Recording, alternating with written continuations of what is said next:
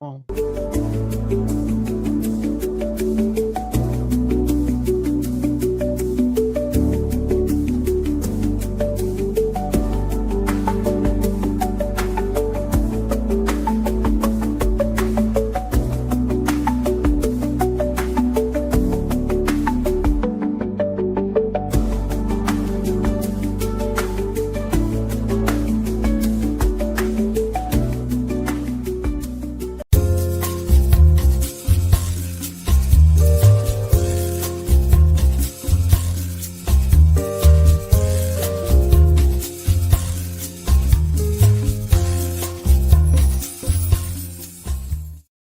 Hey, welcome everybody. It is Wednesday, 7 o'clock. It's time for Sci-Fi Distilled. Welcome back, Mary Beth. How are you doing? Hello. How are you? I'm good. So we are at the end of March Madness. So I hope all of you guys that do the whole basketball brackety thing, you won. You all maybe won. I don't know.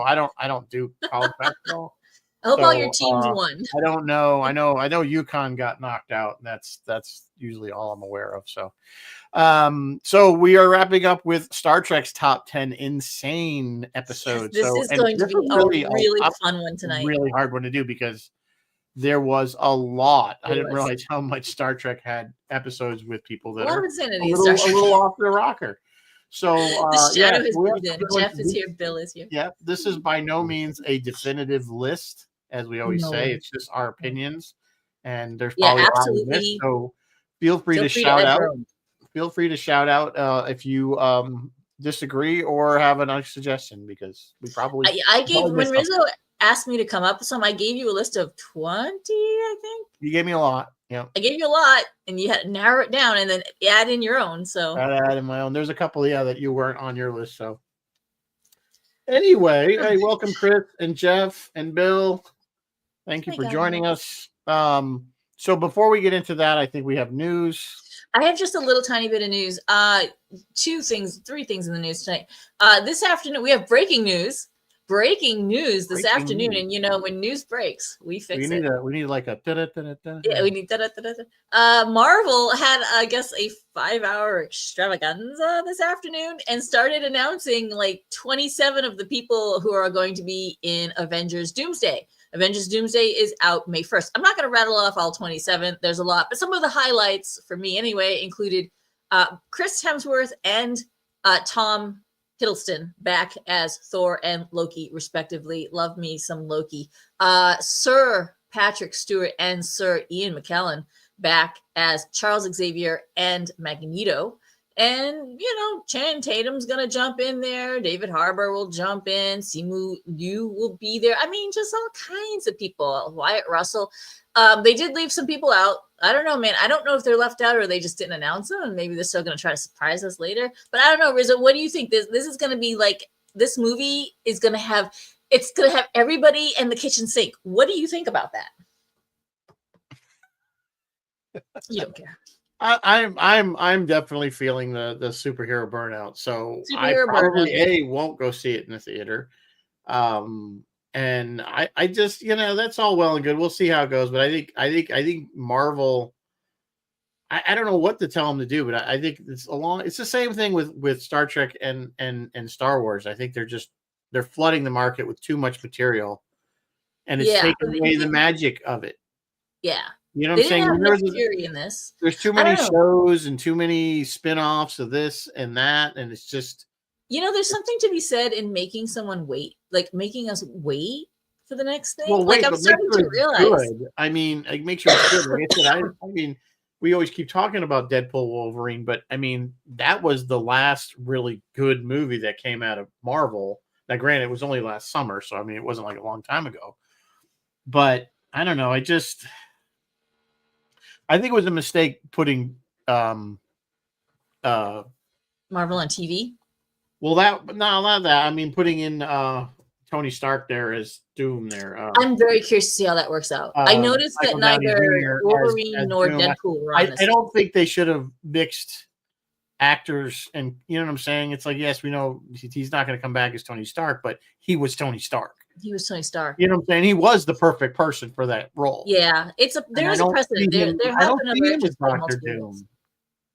I don't see him as Doctor Doom. I mean, he's a great actor, and if anybody could probably pull it off, it could be him. He'll do it. Yeah, we'll see. We'll We'll see. see. I mean, I could I'm be probably held with you. I wrong. probably won't see this in the theater. But I mean, I'm not gonna crap on it right before it's even come out because I don't know anything but I about mean, it. this but one I that don't just know. came out with Harrison Ford and Anthony Mackie, like it, people are not loving. I'm not seeing a lot of good reviews for it. I mean, it was okay. It got middle of the road reviews. Which one now? This one that just came out, Thunder, the one with Anthony Mackie and Harrison Ford. I don't know which one that is. Literally just came out. Okay, I didn't see it, so Yeah, Chris agrees with you. He'd rather have quality than quantity. yeah. I mean, it's just like when we were back in the day, it's like how long? You did had to we wait 3 Star years Wars in between movies each to Star have, Wars like- movie, guys. And then the thing is, then they come out with something good like Andor, and you got to wait like 2 years. Then you gotta wait 2 years. For a Yeah, season they of just it. dropped it in the Why? trailer for Andor too. Why does it take so long to make another season of something? I have no idea. We're finally getting you know, another season of The Last of Us, which is coming out next month. Yes. Thankfully, I mean, Also, Severance got greenlit for season 3, and Ben Stiller promises there won't be as long a wait because I don't know if you guys remember, it was 3 years between season 1 and yeah, season 2. I didn't. I watched the first episode of that, and it just did not do anything for No, me. I never. oh God. Yeah, a lot of people that love it or they don't like it. So Yeah, you love it or hate it. I didn't All really right, care moving for on. it. Moving on. Next thing. Moving on, Jonathan Frakes. Oh, before I talk about Jonathan Frakes, Anson Mount, that they've got season whatever in the can here. They haven't given a season whatever, and they have already got the season next in the can. But anyway, Anson Mount has decided he would like Bruce Campbell, yes, Ash of the Evil Dead, to be on Star Trek Strange New Worlds for some reason. I don't know why. I guess they're friends. I don't know. What do you think, Rizzo? Can you picture Bruce Campbell? Yeah, in the right role. I think, and we were talking earlier, I think he would be a great Harry Mudd-like character, not Harry Mudd per se, but someone like that. I think he would be a great character. I mean, to put in a humorous episode, a light episode. Or as like an Ash character, because like he is Ash. I mean, that's Ash is him, and they are the same person. So he just everything he does is can't, like, I've never seen Bruce do straight. You know what they should do? If they're gonna do it, then just embrace the nonsense, right? Which they won't, because Paramount has no vision. But like, have them go to a planet that's almost like infested with zombies, and he's the guy kicking all their asses. Yeah, you know what? You know what I'm saying? He is Ash kicking all these people's asses, and doing the goofy boomstick jokes and everything like that, and people will love that. But if they won't do that, they'll screw it up. So I'm like, that's what we want to see. You want to see Bruce Campbell as Ash? That's what we want to see. Oh man! All right, finally tonight, Jonathan Frakes was in Indiana either this past weekend or the weekend before at whichever Comic-Con show, and he was touting Starfleet Academy, and he was talking about, he calls Holly Hunter and Paul Giamatti the movie stars. We have the movie stars, so he was hyping the movie stars and hyping the sets and hyping the ship, which we don't know anything about. And he was very, they sign NDAs. They can't reveal much, but somebody asked, and I don't know exactly how the question was worded, but somebody asked about the target audience for this show. They must have said something along the lines of, so this is for younger viewers. And Frakes said, and I'm going to quote Frakes here exactly. Frakes said, "Oh, no, it's for much more hardcore Star Trek fans. It's, it happens to be Starfleet Academy and there are young people in it, but the movie stars run it's about," and then Denise Crosby jumped in and said, and made a joke saying it's about movie stars in space. So we never get to hear it. Like, he never finished his thought. And now I'm like, what do you mean it's for more hardcore Star Trek fan? Yeah, maybe. I don't know what was going on. He was doing a panel. Frakes is an awesome director. We know this. And he usually, if there's a good episode in a shitty show, it's usually the one he directed. Stuff. In fact, but I have no, you want you're talking about, want my opinion. I have no faith that this is going to be any good. And I hate to go into something, and I don't want to taint anybody else's opinion of it before it even airs. But I just don't. I don't say I don't like it because I haven't seen it, but I'm not optimistic. Let's just put it that way. Their track record has been less. I always get optimistic, and then I'm always let down. And I'm going to do it again. I don't care. That's why I don't even. Yeah, it's just like, oh well, see whatever it is. And again, I think with all the Paramount's turmoil, when all that's going on with the merging and all that stuff. And I really honestly think they need to give Star Trek a break. Come back to it in a few years and maybe revamp it. end up Get rid of doing just that. Kirsten, revamp it, bring in people that actually like Metalis and the Okudas and Drexler and whoever That else that version is still understands not the fully done genre for and yet either. rebuild it from scratch and come back with Uganda. what it should have been, what it was. We'll call it that. And I'm not saying you have to make a 90s style show, but just, make something that's Star Trek. We will see. He just the way he said it. Oh no, it's for a much more hardcore Star Trek. Now I'm like wondering, what do you mean by that? I don't think Jonathan knows what a hardcore Star Trek fan is. Honestly, that almost sounds like a Hollywood. Oh yeah, to get them to watch it. In his mind, for him, the hardcore fans are all his next gen fans. You know what I mean? Not original series fans. And to be fair, they will tell you that Next Gen is still their prime, their flagship Star Trek. It's not the original series. So Next Gen is their flagship. That's all I got for news tonight. Rizzo, what are we drinking? As Good Go Mad. This is you're making me crazy. Going mad. You're making me crazy.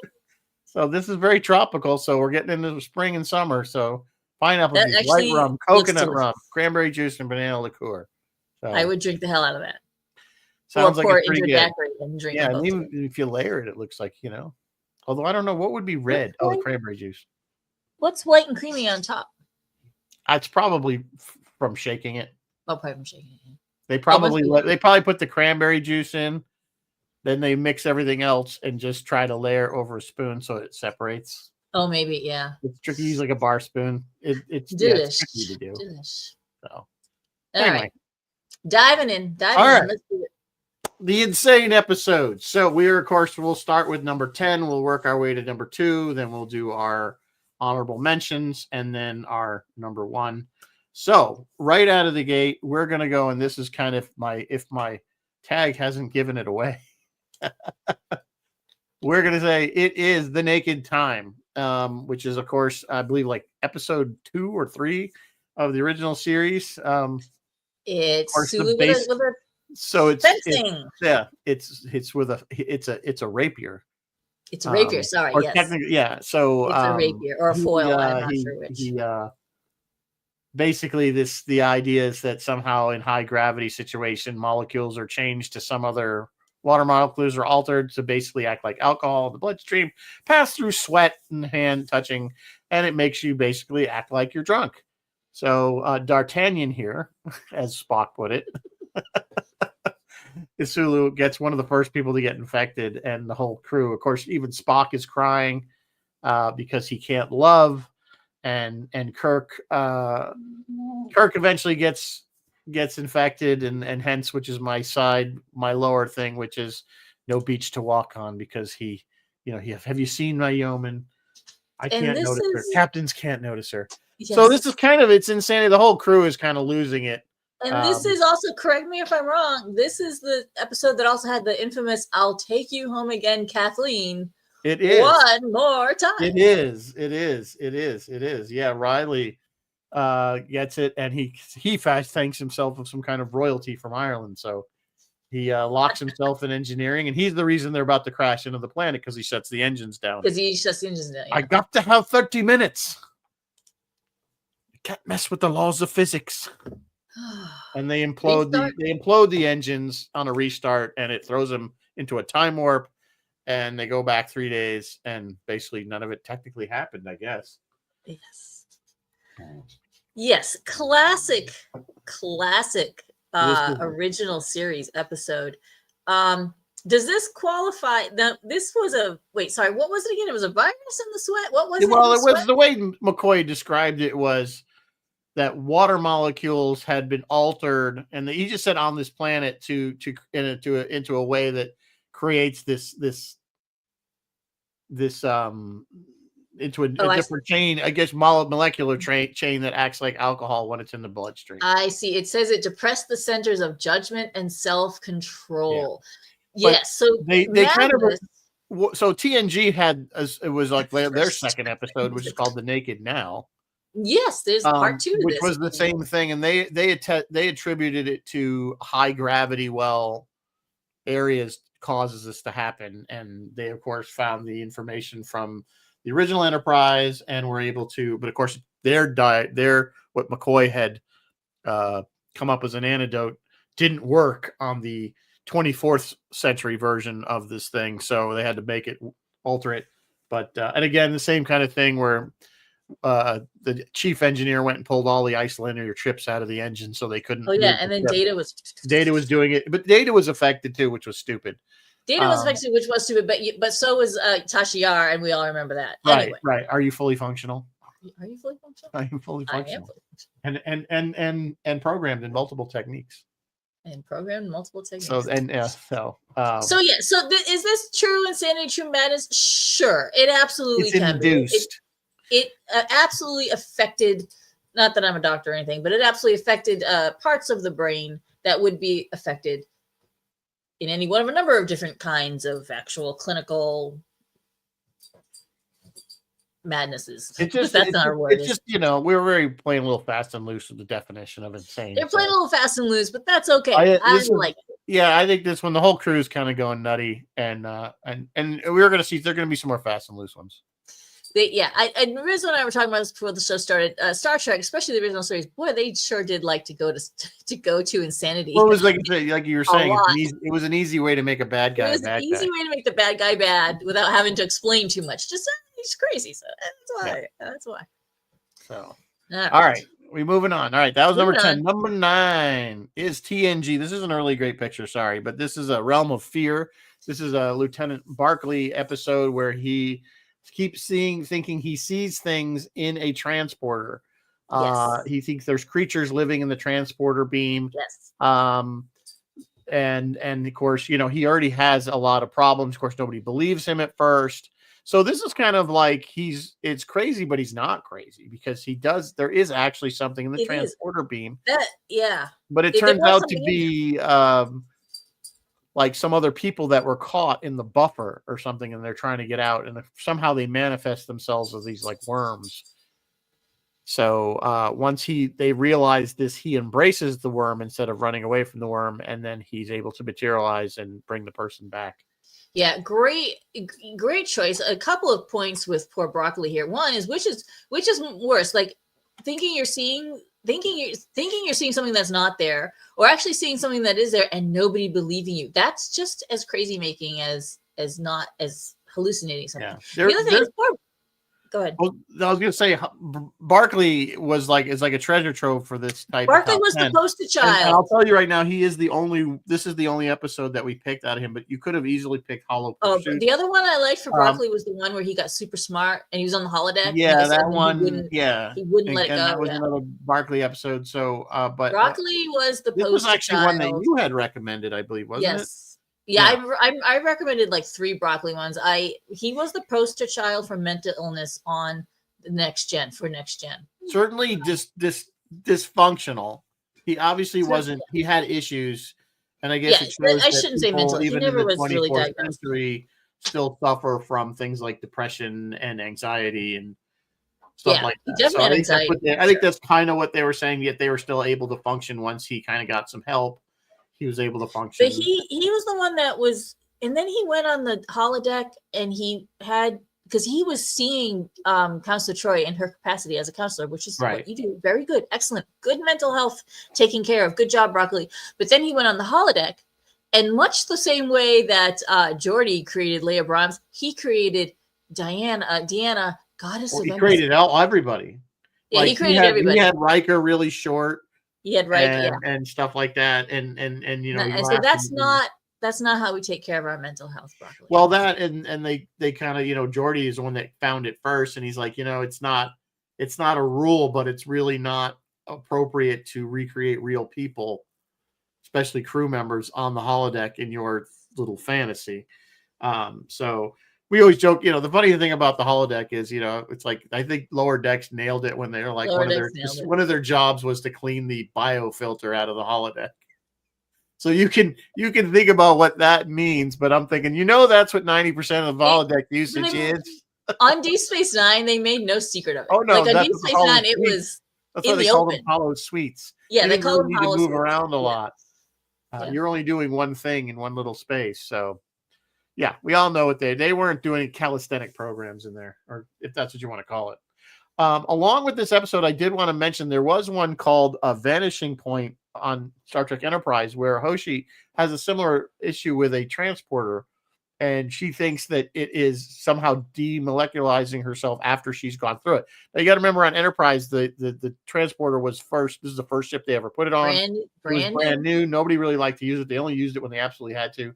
So she got beamed up and she started hallucinating that thinking she was coming apart.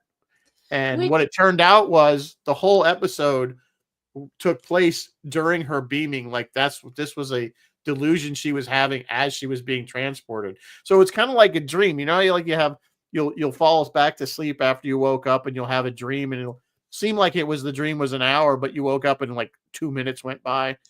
This is kind of the same kind of thing where she's having this whole days of memories, but yet it all took place. It all happened in the blink of an eye. Yeah, actually, that is a really, really, really smart take on the transporter, especially on the new transporter, because I've actually thought about being transported. Like, what would that be like? As McCoy liked to say, have every molecule of your body disassembled and then reassembled. What would that really entail? What would it be like?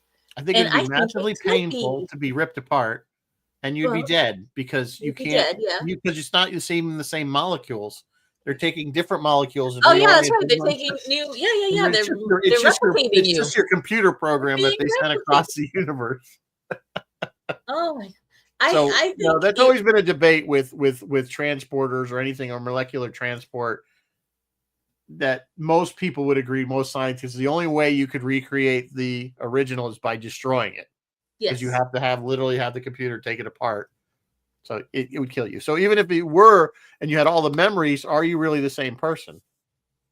Yes. Are you? And if you're religious and you believe in a soul.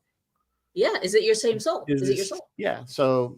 Yeah. I absolutely could believe that the transporter could cause, and if not just anxiety, like I think it could actually cause a mental illness. I really. Oh yeah, they did explore some of that. There is transporter psychosis, and they do talk. I think talking to them in TNG and stuff like that. And actually, in some of the Enterprise books, if you read the novels, they actually discovered that there was something not quite right with the humans transporter, and people that went through it too many times had their DNA slightly altered, and they became what's the word I'm looking? They basically couldn't have children. They were barren in some way. So sterile. That's the word I was looking for. So things like that, or if they had children, they would not necessarily because of their mutated DNA. So I think they ended up getting some other race. It was and Bill or somebody gave them to fix it so that eventually, by the time you get to the original series, that they fixed that issue. Yeah, Bill's reminding us that Riker was copied by a transporter. Yeah, transporter. That was like a bounce. Yeah, so there you go. It was like a weird bounce, right? Because he hit some. So yeah. Anyway, I just wanted to throw this one in there because this is a pretty kind of an interesting episode. Again, it kind of addresses more transporter phobia, we'll call it. Yeah, good call. It's a phobia. Although rightly so. I mean, it had good reason for it. All right, what's next? All right, that was number 8. We're back to this. This one is definitely in the insane. This is the ultimate computer, where the M5 gets installed. It's supposed to take over from humans, and we have Dr. Daystrom here, of course. Dr. Daystrom. So he basically has a weird relationship with the computer. And of course the computer eventually goes crazy a la Hot Hal, and starts killing. And this is the cool thing about this episode. This is the only episode from with the original effects where we saw more than one starship. Didn't we saw see the 4? Yeah, we saw the 4 starships that they were playing in the war game. So it was the help me out, guys. It was the Excalibur. Was it the Potemkin? Yeah, I think it was. Hang on, What I was have the other one? I can't I think of have it. the The wiki. Hood, maybe? It was the Lexington, The the Potemkin, Lexington. the Excalibur, and the Hood. Yeah. So they were so it basically killed everybody on the Excalibur. Somehow it didn't destroy the ship, but it killed everybody on board. So he basically yeah. So then when they realized that this thing needs to be unplugged, Dr. Daystrom kind of loses his mind, saying, "No, you can't unplug him. You'll destroy him like he's some kind of child." Yeah. And then Christopher LaRoche says the he ends great up having William to talk Marshall. it down. Yeah. And I have to point out something that's kind of struck me as I was prepping for this. Yeah, the original series likes to throw out the phrase insane. So they're insane. They just kind of throw it out and say without really classifying what exactly the specific illness is. But anyway, Daystrom specifically, I believe at some point is lamenting about his career or something. Yeah, so he is the guy that invented the Duotronic circuit, which was the revolution in computer technology of the 23rd, 22nd century. All the Enterprise's computers are based on the Duotronic circuit, and he's the guy that basically came up with it. Think of the guy that might have invented the transistor or something like that, or the microchip. So it was revolutionary, but he did that at a very young age. And so he's like, I spent the rest of my life, everybody thought it was just a fluke and they didn't believe me, and because I was so young. And he's like, I spent the rest of my life trying to do something else, and he came up with this, as he put it, this new approach to the M5, in which he put his engrams, which is basically his brain pattern. But he was insane, so the computer became insane. So it became insane. It just kind of cracked me up because I couldn't help but notice that in the episode Turnabout Intruder, Janice also laments her career, and specifically because she was female. Well, she wasn't allowed to be. They never really expanded on that. She wasn't allowed to be a captain because she was female.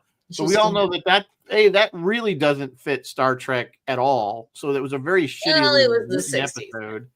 Yeah, but you could go up to what? Lieutenant or commander, but you can never command a starship. So you can become a captain in rank, but not a captain of a ship. Yeah, that was basically what they're implying. Didn't really make a lot of sense to me. There was some other people say, well, no, that they wouldn't let her be a captain because of whatever qualifications. Yeah, it just kind of cracked me up that both of these episodes had people blaming their careers as the source of their angst. Well, it's a theme. It's a theme. Yeah, Jeff, it was self-made insanity, I guess. I don't know what I think. Yeah, I don't know what the Star Trek usually tries to have a message. I don't know necessarily what the message was in the Ultimate Computer, other than you can't replace human judgment. It's a good word, yes. Yeah. But we're heading in this direction long before the 21st century. With the AI we have. With AI, they're gonna send probes. We've sent probes out, for decades now into space that are, they're getting more and more autonomous to make decisions to protect humans. I mean, that was the goal of the M5, was to save lives, so that we're not sending hundreds of people out into space where they could get killed. Let the computer do its thing. Although it's one thing to go to and do a standard, you look at all the stories that Star Trek, the original series, ran into. Could you imagine a computer trying to figure out things like Omega Glory or or the Landru one there? It just wouldn't work.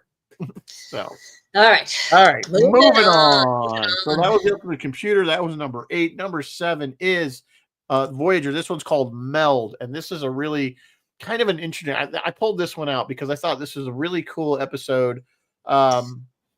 First of all, I want to say that Brad Dourif. Yeah, he is amazing.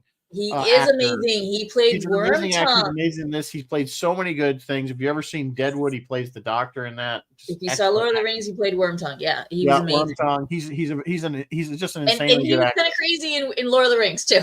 Yeah.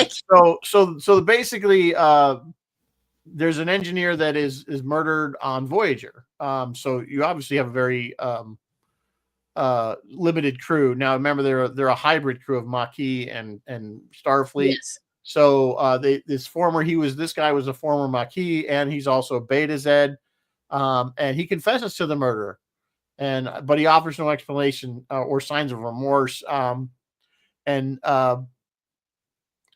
Whoops, trying to click. I have my notes here. Where the hell did they go?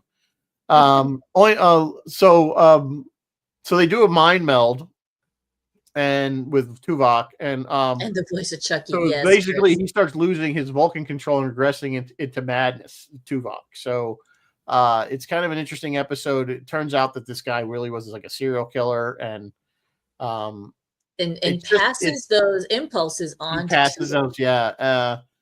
It's just I like this episode. This was one of the highlights of Voyager. Yeah. It's in season 2. It's episode 16. It's one of the gems of Voyager produced, and I think it's because it was so different than anything anybody had done. We never really had a Starfleet officer who was like a murder. Well, we had like Finney and stuff like that, but I mean, this guy Finney was out for revenge, and that court martial could have been even on this list, by the way. But it's not.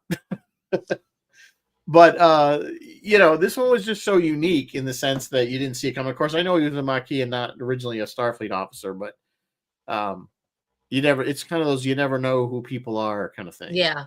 This is a really yes. It is a really you never know who people are, but then it has a very interesting look at can these impulses be passed on, and what would a Vulcan do with them, or what would happen? And that's very Trek. But yeah, it is diving into a violent tendency, which is interesting.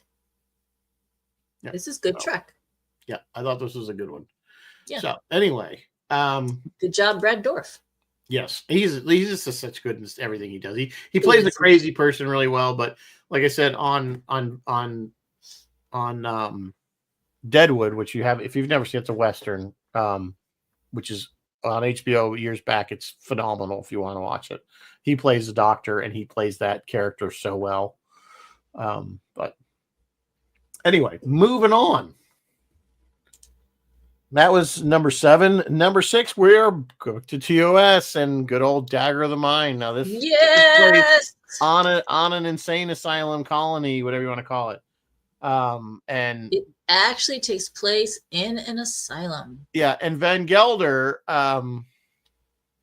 Let me hang on a second. I got to get to my notes. No, not that one, and not that one. There we go. There we go. There we go.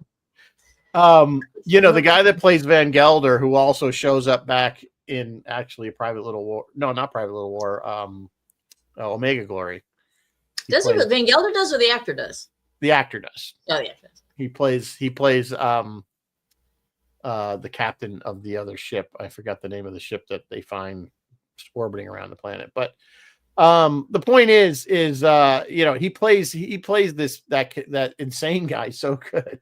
Yeah, which is he's not really crazy. He's been screwed up so bad because anytime he tries to remember his name, Dr. Van Gelder, he feels great pain. So he looks like he's crazy, but he's really not. This episode has shades of A Clockwork Orange because the treatment, and in Clockwork Orange, we talked about last week, the treatment rendered these people not, they say you take away your freedom of choice, you're not quite who you are. Same thing here. This treatment would take away freedom of choice and would leave you not who you are. It was like a lobotomy. It was like a digital lobotomy.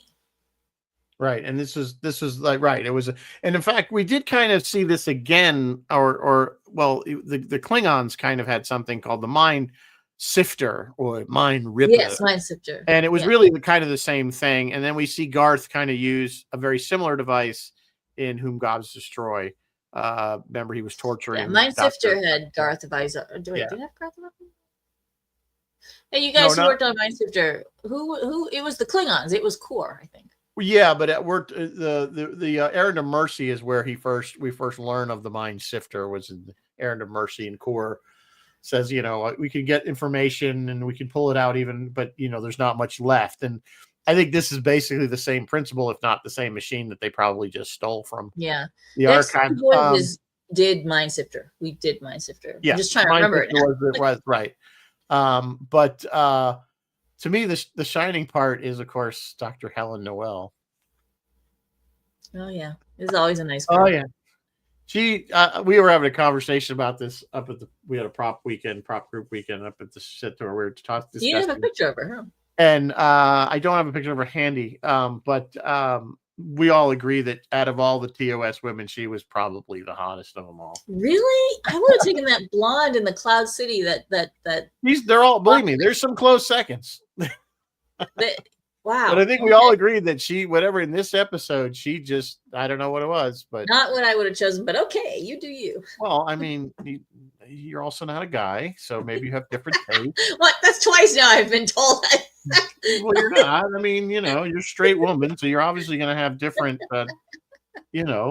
leanings. I'm just. Bill is reminding us. I'm not. There was a lot. Well, the other one was Yeoman Barrows from Shore Leave, the one that got her thing. Oh, the dark-haired one. Yeah, it was pretty hot too. Yeah, they're all. She was hanging out with McCoy. That chick. Yeah, she was the one hanging out with McCoy. So anyway, maybe we'll do a top 10 hottest women in Star Trek. Top 10 hottest women. Our lists are going to be very different, but yeah. We're going to have 2 lists. You can do the hottest men, and I'll do the hottest women. How about that? We'll do it like a 5 and 5. Yeah, 5 and 5. There you go. My top 5. Well, we should have done that maybe next February for Valentine's Day or something. Yeah, we could. Bill is reminding us that this is the first episode with the Vulcan mind melt. I would not have remembered that. It wasn't really the first episode. Was it the first one? Yeah, you might be right. Yeah, wow. It was season 1. So, anyway, that's that one. We all kind of know the story, so I won't go over it. But this guy, the guy that plays Dr. What the hell's his name? The guy that plays the why am I can't? Tristan Adams. Yeah. He was on. You remember? He was on Barney Miller. He was always the inspector that would come in. Wait, are you talking about Ben Gelder or Tristan Adams? I always remembered him from Barney Miller. Oh, okay. Just saying, it's an old TV show. Some of us that are of this age remember Barney Miller. It was a funny show. It was very funny. And some of us don't. Ron Glass, aka Firefly, was on that show. So, all right, moving on. Moving on. We're moving on. It's already almost 20 of. Okay, where was that? That was number 6. Number 5. All right, we're now in the top 5. This is it, guys. Top 5. We're in the top 5. So this one is from Star Trek Enterprise. It's called Impulse. This is one of the better episodes of season 3, which is the Xindi arc, which a lot of people do not like. But if you remember, if those of you that watched Enterprise, the expanse where they had to go into to chase the Xindi down had weird properties. There was some anomalies and there was a material that they could line the hull with that would protect them from these anomalies. Well, unfortunately, this stuff had bad effects on Vulcans. And it was basically like having mercury in a human kind of thing, except much, much worse. So they come across this Vulcan cruiser and they go on board, and the Vulcans are essentially like crazy zombies. They've all like completely, their brains have completely. That's the last thing you need is a fried, and they're all trying to. So they go on board to try to find out what happened and potentially help them, and then they realize they are beyond help. I got to take this down because it's been up for too long. So of course, then T'Pol, who's the only Vulcan on Enterprise, starts to have these effects. They start to feel these effects. So the downside is they could not save the ship. They ended up having to do the old. It was a very zombie-like episode because they had to destroy the Vulcan cruiser because they basically had to blow it up because there's no way of saving these people. And so that was kind of like that, almost like the end of any zombie movie. We got to nuke it from orbit, very alien. The only way to be sure. And it wasn't that they were worried about them spreading or anything like that. I think it was just they had to get off the ship. And but the problem was, the downside, of course, is once they realized that it affects Vulcan, they couldn't put it on their ship or they would drive Port T'Pol insane. So they had to come up with an alternative to that. So this is a good episode. If you aren't familiar with Enterprise, this is a good one to watch, although might be hard to get your bearings if you're not familiar with the show in general. Yeah, Jeff is saying they do some disturbing stuff in the video that the crew watches. I gotta admit, I don't remember some of the details of this episode. But I am glad we're exploring something other than human mental health. It's like Vulcans meet Reavers. Yeah, it's like Vulcans meet Reavers. Yeah, it's like that, it's like the Vulcans are Reavers. If you guys are familiar with Firefly. Analogy. That's kind of how it is. Anyway, I like this episode. It was a good one. It's kind of scary. It's kind of a zombie episode of Star Trek. So, yeah, I thought it was pretty good. Of Vulcans going insane, which is always a thing.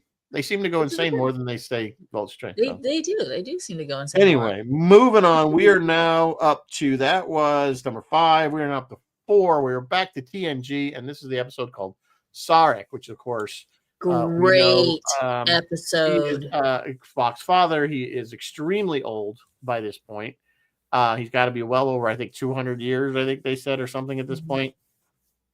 Yes, he has his second wife, Karen. Yep.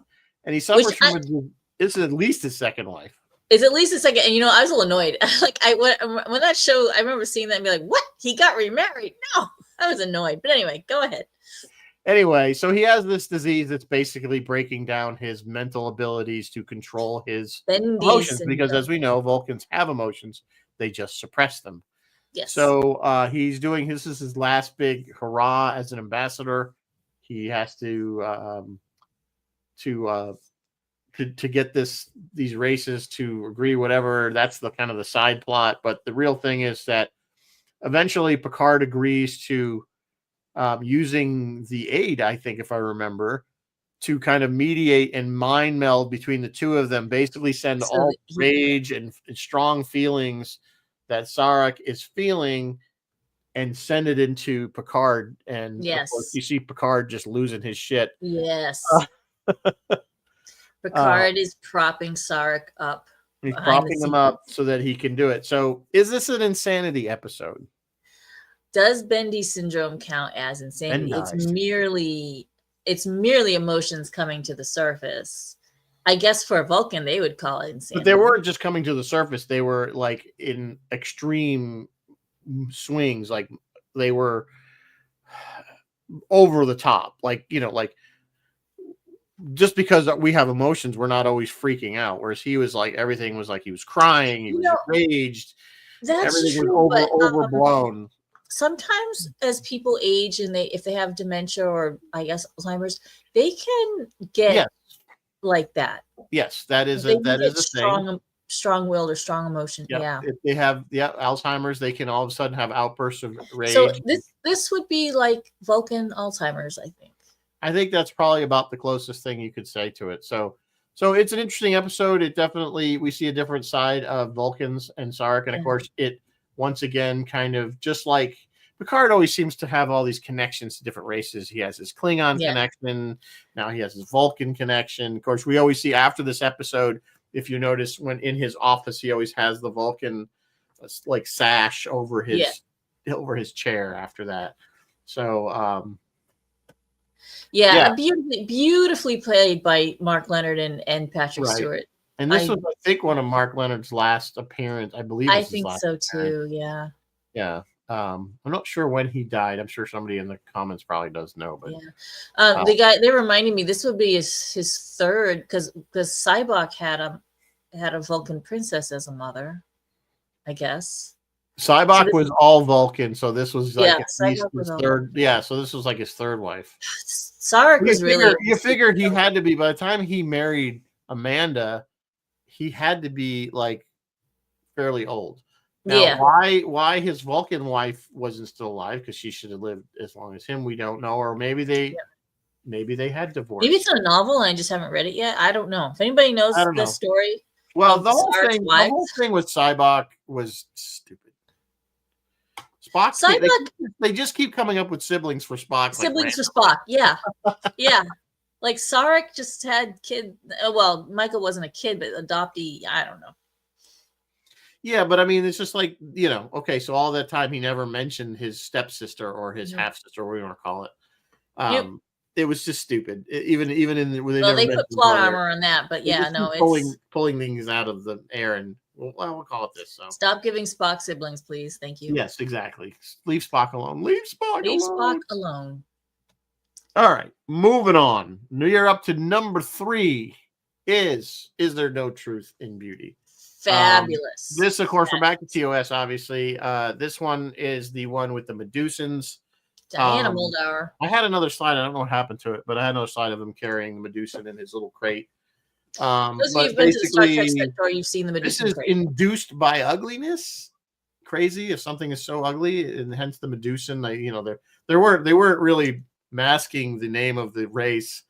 Instead of turning you to stone, it just makes you go insane. It was so ugly. I don't know what could be so ugly that would cause somebody to go insane, but maybe it was something with the energies, because he was clearly an energy type being.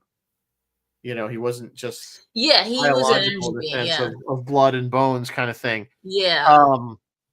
But they were very of course the offset to that is don't judge a book by its cover. They were very peaceful, intelligent race. Yes. The Medusa. And of course, the catch to this particular episode is Diana Muldaur. She plays Dr. Miranda Jones. Yeah. She can be this thing's escort because she is, of course, blind. Yeah. Which was kind of genius, very clever.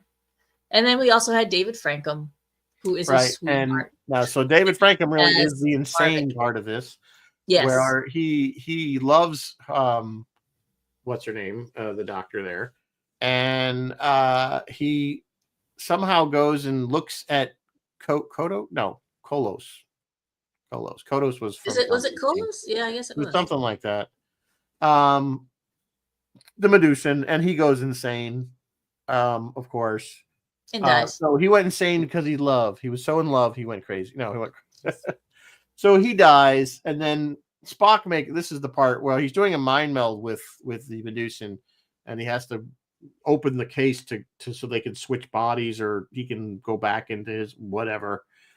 And of course, Spock goes behind the barrier and lifts the thing open, but he's forgot the little glasses, the little red visor, which I have one over there. Just blocks the red light apparently, which is enough to. And of course, Vulcans can see it because they can control themselves, so they can, with this filter, they can bear the hideousness of them. So, but there's some really cool scenes where they're trying to give the viewer of what the insane person is seeing. So they did this fisheye lens thing, really up close, and he's going around the bridge, right? Yeah, this whole thing where he's like this. Yes, and people put their faces right in the fisheye lens. Yeah. The fisheye lens. So they're trying to kind of make it this is what. To me, it was just this. Everything's distorted. Yeah. Martin is reminding us that Zero from Prodigy was also a Medusan. That is true. She or he had a cool legs and arms and could walk. He was inside a. Right, that's right. They did use that in Prodigy, but he could move on his own. Yeah, he had his own little transport system. So, a good episode. Not my favorite by far, but we love David Frankham. So we love, yeah. You've never met him. He's a super, super, super nice guy. All right. So next thing up, we are up to this is number 2. Number 2. Which is Obsession. Now, this was one of my picks. This is the one where Kirk believes he is chasing a gaseous alien that he fought when he was a young lieutenant, I think, on the Potemkin or Hood or some other ship that he was originally on. And they meet it again across the galaxy. And of course, Spock and McCoy are kind of like, what makes you think it's the same thing? It may not even be alive. It may be just a natural phenomenon. And Kirk's like, no, this thing's alive and I have to kill it. He becomes obsessed. As it turns out, Kirk was right. It not only was intelligent, it was the same creature, and it was on a killing spree again, and it sucks all the blood out of you. It's like a vampire gaseous thing. Yes. So it was Kirk's Moby Dick episode, right? Yes, yes, Chris and Martin. It is very good analogy. And as we know, Moby Dick is basically a story of a man obsessed and onto the point of insanity. So this is where Kirk barely, but he appears to be insane, but he's right, and he knows he's right. So yes, he is obsessed, but he's not obsessed to the point of insanity because he understands. And of course, we realize that at the end when they're trying to trap it, and him and Marvick, I think, are down on the planet trying to trap it with some blood, and it eats the blood before they could blow it up. And he basically, going to send Marvick back up, and I think it's Garvik. Garvik. That's why I say Marvick. Garvik. Close enough. Anyway. Because Muldar, that last one, it was Marvick. David Finkel. Thank you. So anyway, Garvik, right. So anyway, he's going to send him up, and then Garvik thinks he's going to kill himself, like sacrifice himself. And he's like, I have no intention of dying here. Like, so just go, and I'm going to beam up while, and that's basically how you know that he's really not crazy. Yes. So he's like, look, I'm not going to throw my life away on this, but we have to kill this thing. But we got to typical, very Kirk moment. Yeah. So, and the other one we could have put in here, and it's not in here, and maybe should have made honorable mention, was the Enterprise incident, and only because of Kirk's performance as being insane. If you remember, that was the ruse to get across the neutral zone, was that he was basically losing his mind, and he did it on his own. Yeah, that maybe could have gotten. I didn't think of that one until just now, thinking about how Kirk was acting crazy, but yeah. Bill is asking, wasn't the Doomsday Machine the one based on Moby Dick? Well, that's what I have here. Matt Decker. To some degree. I think this one's more Moby Dick-like. Yeah, Matt Decker was going after the Doomsday Machine because it had killed his entire crew, and so he was seeking revenge. But it had driven him past the point of just simple revenge. He truly, like William Wyndham, like. Remember him just on the bridge of the Enterprise, just like he milked that role. Like he was just like, oh no, he was fantastic. And, that whole scene where he's explaining what happened to the ship. Yes. And he's like, so I beamed him down, and he's like, and they died. And he goes, but there is no fourth planet. There was, but there's not anymore. He has lost his. He is the definition of madness. That's why I have. He's definitely he's got a lot of post-traumatic stuff going on there. His entire crew got killed. He's blaming his guilt. Like he has mad guilt because the whole crew got killed because he beamed him down. Yeah, he feels guilty and revenge. But I don't know if it's a complete Moby Dick, Bill. But I think this one is more Moby Dick to me than that one is. But anyway, all right. So now before we get to number one, which we got a few minutes, we're gonna go through our honorable mentions pretty quick. This one, this was probably a little unexpected, but it was Lower Decks. Episode 1, season 1. Unexpected for me. Yes. Called Second Contact. And basically the subplot here is, of course, the what's his name? The second in command there. Why am I comes back, he had gotten bitten by something, and it turns out it's like a zombie virus, and the whole crew is going zombified, and that's why they're covered in this black goo that they keep throwing up everywhere, the zombies. So I thought this was a pretty good one. It was a pretty good, of course, the first episode came right out of the gate firing on all thrusters, so to speak. So we love Lower Decks. If you don't, well, then that's your problem. Yeah, Lower Decks is the bomb. All right. Another next honorable mention is, of course, how could we not have Garth of Izar, which is Whom Gods Destroy. This is a really not good episode overall. Yeah, but he is Exhibit A for crazy people. He plays this part so well. It's just it's yeah, of course, we all know him also from, I think he's in Batman. He plays such a good role. So he plays the character well. The episode itself is not well written and not very good, but it is a season 3. So, and we got Marta there. Yvonne Craig. She's always dancing. So. Always dancing. Yeah. And lastly, for honorable mentions, this is Magic to Make the Sanest Man Go Mad from Discovery. This is, of course, Rainn Wilson as Harry Mudd. This is the second time we saw him on Discovery, and he's basically effing with the crew, so to speak. Yes. And he's got this time loop thing going on. Yes, he is effing with the crew. And it's actually a pretty good, because of the time loop thing, it kind of does, and he's kind of going insane a little bit too. I loved, as many things I didn't like about Discovery. I think this character was one of the best ones they came up with as far as their Agreed. version of Harry Mudd. I think Rain played it extremely well.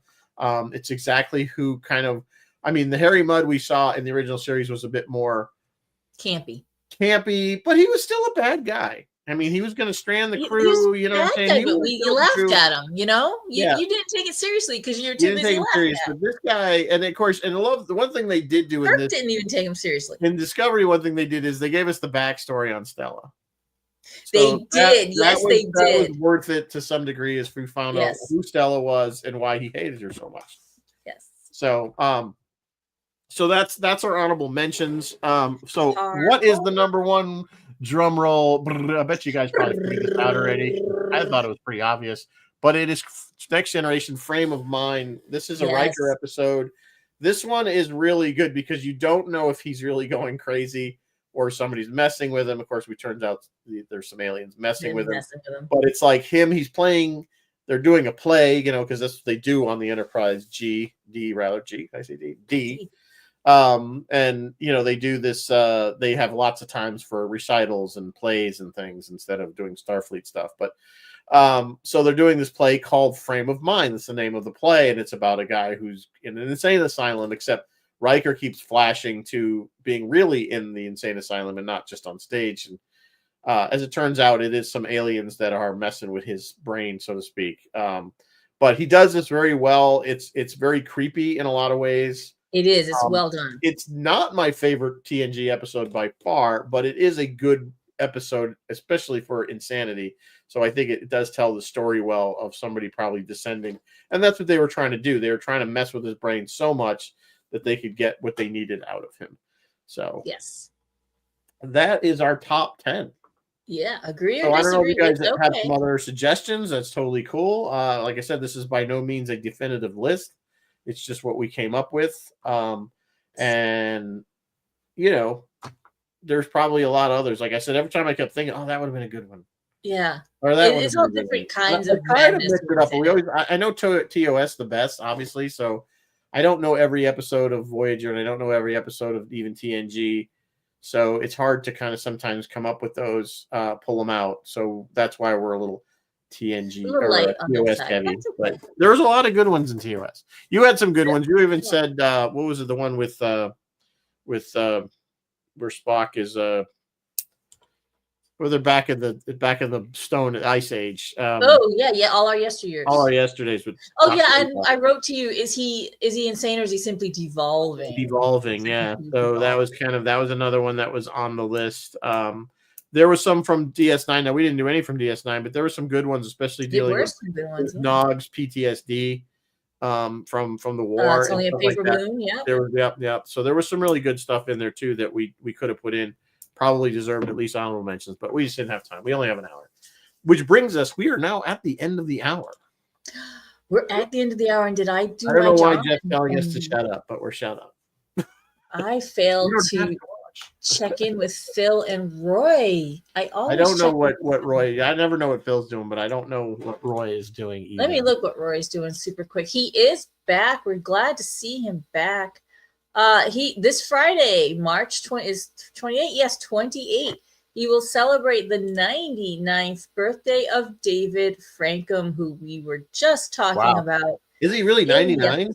Yes. Wow. Yes. So, guys, tune into Roy's Tie-Dye Sci-Fi this Friday at 7 to chat with David Frankham. He is amazing. He tells wonderful, wonderful stories. Maybe we can get him, if we type our questions in the comment section, we can get him to reminisce about making that episode. Although I know he did say, yeah, we said, did you watch it? And he's like, yeah, I watched it right up until I died. And then he didn't watch the rest.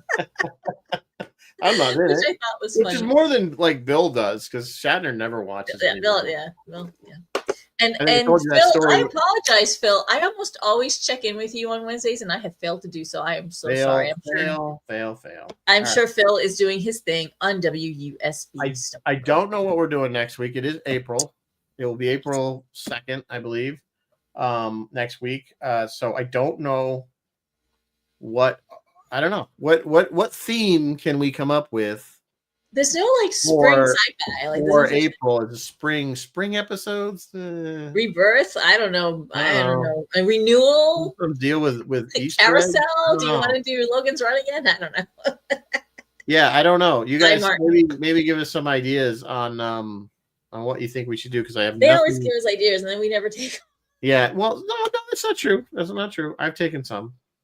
April Fool's April episodes. Fool's Yeah, episodes, I don't but know. what episodes? Well, that we have to come up with the top 10. Top 10 won't be till the end of April. Yeah. But I don't know. I don't think there's any April Fool episodes. Please tell me if I there mean, you are. can take it less literally. You can just take it. Who was foolish? Who had a crazy dream? Yep. And Who's the fool? The fool or the who's fool who follows the him? fool who follows him. Yeah. Wrong Wrong franchise. franchise, right? Yeah, we'll come up with something for next week. Of course, we always do. I don't know what it'll be. Maybe we'll do something a little more modern. I don't know. Seems like we haven't done anything modern. in a Yeah, while. we maybe need to come to the 21st century. something. Did you end up watching? I did. the In my electric- very, very sporadic segment, I watched it so you don't have to. The Electric State, I watched it so you don't have to. And my review is you do not have to. Don't. No, you don't have to. it is getting not very good reviews, and for apparently what it cost. For what it costs and for the actors they have in it, it should have rocked. It was awful. It looked It was interesting, but I have not brought myself around to watch it. So You don't need to. yeah. don't So, need to. but we got some good stuff coming up. We got Last of Us coming out next Yes. month. There was Yes. something else I think good coming out.